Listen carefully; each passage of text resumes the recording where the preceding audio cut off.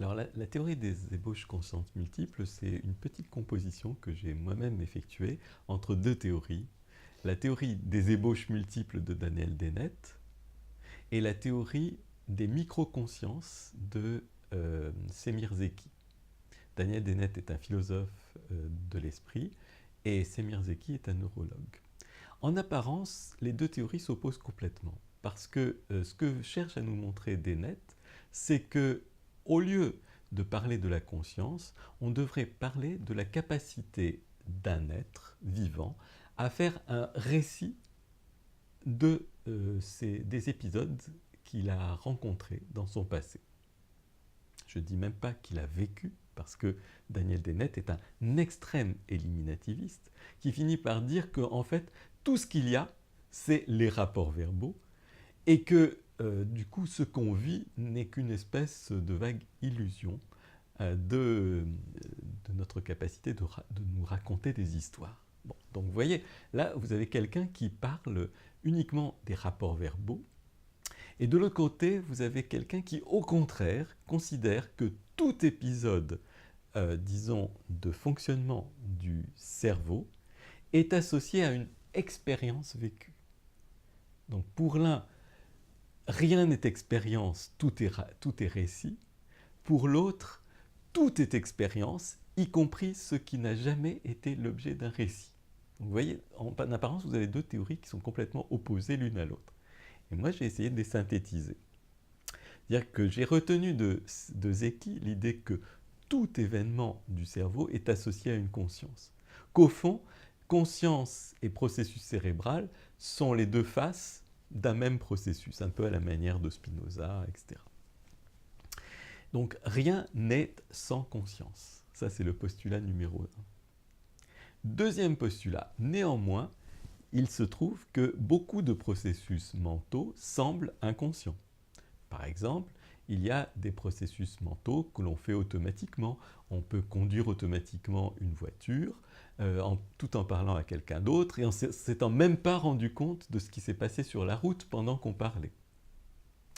La question est, est-ce que dans ce processus, on n'était pas conscient de la route et on était conscient seulement de parler à la personne, ou est-ce qu'en fait on était conscient de tout, mais que la séquence principale de récits qu'on est capable ensuite de mémoriser et de raconter n'inclut pas la route, mais inclut simplement la conversation qu'on a eue avec la personne à côté de nous. Bien, moi, je fais l'hypothèse qu'effectivement, c'est la deuxième solution qui est la bonne, c'est-à-dire on a été conscient de tout, tout en même temps. On a une conscience absolument panoramique de tout ce qui se passe, simplement il y a une séquence principale à la fois de mémoire et de récit. Et c'est celle-là qu'on va considérer comme étant la séquence biographiquement consciente. Donc l'ébauche consciente, ça va être le récit que l'on fait d'une partie de son expérience, et quand elle est rattachée à une multiplicité d'autres ébauches, elle forme le récit autobiographique. Et c'est celui-là qu'on va retenir comme étant celui qui correspond à la conscience qu'on a eue des épisodes de notre vie. Alors j'ai un argument en faveur de cette idée selon laquelle on est conscient de tout, mais qu'on retient seulement, au fond, dans la mémoire et dans le récit, une toute petite partie de ce dont on était conscient. Cet argument, il provient à la fois de la phénoménologie et d'une technique d'interview des personnes sur leur propre activité consciente.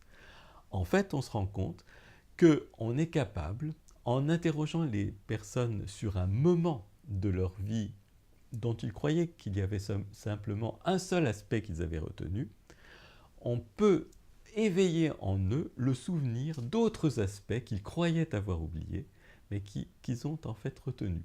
C'est ce que Husserl a appelé la synthèse passive par rapport à la synthèse active. C'est des moments de conscience périphériques que les gens pensaient avoir oubliés, mais qui n'ont pas oublié. Donc en fait, ils en étaient conscients, mais ils l'ont quasiment oublié, et ils ont raconté une histoire beaucoup plus étroite que celle de leur faisceau très large de conscience. Donc ça serait ça l'idée.